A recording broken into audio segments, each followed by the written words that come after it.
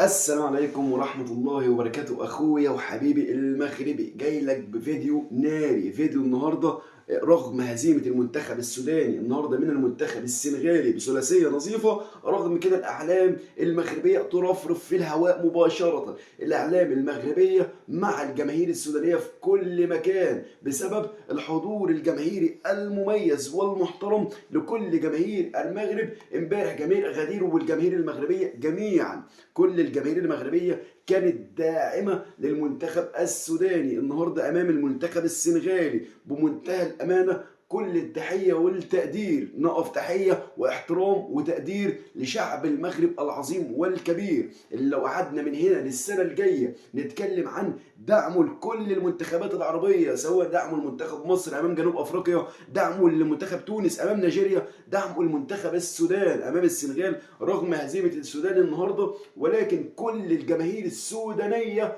في اللقاء ترفع الاعلام المغربيه بعد نهايه اللقاء. يعني بعد المباراه ما حدش ركز ان هم خلاص خسروا ولا هم متضايقين، لا، وقفوا احترام وتقدير ورفعوا الاعلام المغربيه احتراما وتقديرا لكل جماهير المغرب اللي كانت حاضره في كل مكان. ده يا جماعه شعب المغرب، شعب المغرب اللي بنقول المغرب بيشجع كل المنتخبات العربيه، المغرب موجود مع كل المنتخبات العربيه بروح بقوه بكل حاجه بكل حب بكل ود. ده اللي بنقوله عن شعب المغرب العظيم والكبير اللي ما شفناش منه غير كل احترام وتقدير. هنتكلم النهارده عن مباراه السنغال والسودان اللي انتهت بثلاثيه مقابل هدف. السودان النهارده بمنتهى الامانه بمنتهى الموضوعيه، السودان النهارده كانت تخسر بشكل صعب جدا.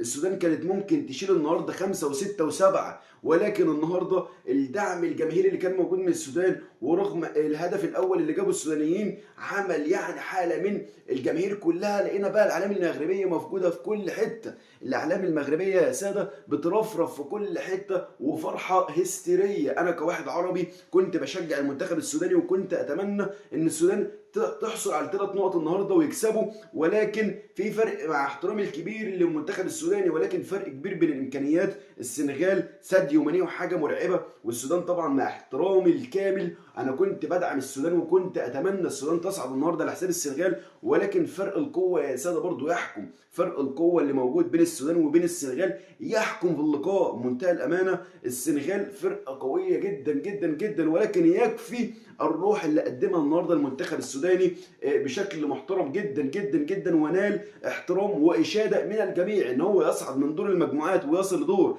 ثمن النهائي في حد ذاته احترام كبير جدا جدا جدا، وكل توفيق ليهم. ونتمنى تطوير دائم للكوره السودانيه والرياضه في السودان بشكل عام. طبعا بعد بكاء بعض الاعلاميين السودانيين اللي كان بيطلع بيتمنى ويقول ان الحاجه الوحيده اللي بتفرحنا الكوره ونتمنى للمنتخب السوداني يصعد علشان دي الحاجه الوحيده اللي بتفرح السودانيين، كنا نتمنى طبعا ان السودان يصعد، ولكن لقينا بعد اللقاء لقينا معظم السودانيين بيفتخروا بالمغرب، معظم السودانيين لابسين تيشيرتات المغرب وماسكين الاعلام المغربيه وبيرفعوها على الهواء مباشره. طب ليه؟ بيقولوا لك المغرب هي البلد الوحيده اللي دعمتنا، المغرب الدوله الوحيده اللي طلعت بعد المباراه او في اللقاء نفسه كانت موجوده وحاضره وماليه الاستاد. كان كل الجماهير المغربيه اعلامها بترفرف علشان تشجع المنتخب السوداني. كنا نتمنى السودان تكسب، ده كلام واقاويل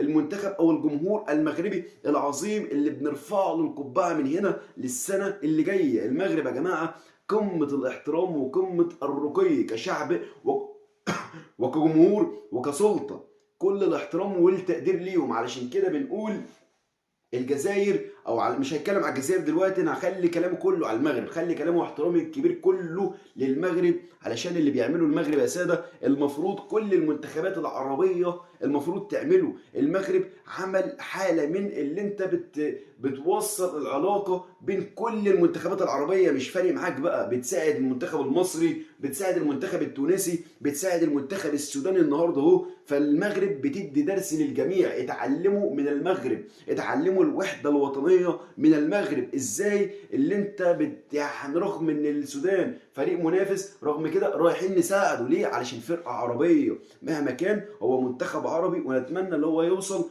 عن السنغال المنتخب الافريقي. ده تفكير المغاربه، ده تفكير الناس اللي عندها رقي وعندها وعي وعندها ثقافه. ده الكلام اللي عمالين نقوله ونعيد ونزيد، وهنتكلم من هنا للسنه الجايه عن المغرب وعن انجازات المغرب وعن الرقي اللي عامله المغرب. عايز اتكلم عن مباراه بكره ان شاء الله باذن الله للمنتخب المغربي امام منتخب تنزانيا، اللي كلنا ندعي المنتخب المغربي، كلنا نتمنى طبعا فوز المنتخب المغربي بكره ويكسب علشان يوصل لدور ربع النهائي.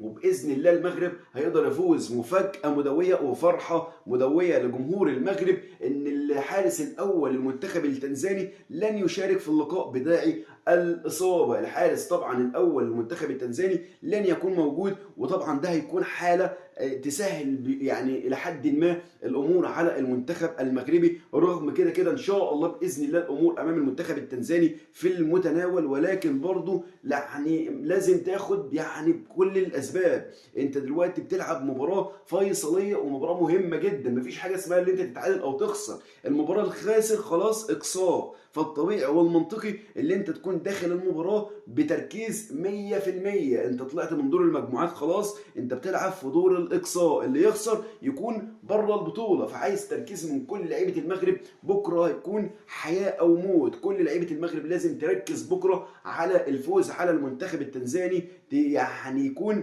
باذن الله كل اللعيبه تكون في يعني تركيزها ايوب الكعب ان شاء الله بقى، ان يكون في موعده المعتاد اللي احنا بنحتاجه في اي وقت بيكون موجود ودايما متالق. ايوب الكعبي لعيب كبير جدا جدا جدا طبعا، وابراهيم دياز وكل اللعيبه المحترمه اللي مقدمه واحده من افضل البطولات في النسخه اللي تقام في المغرب. كل التوفيق للمغاربه اخواتي. اتمنى لو الفيديو نال اعجاب حضراتكم ما تنسونيش باللايك والاشتراك في القناه وتفعيل زر الجرس علشان يوصل لكم كل ما هو جديد. شكرا لكم.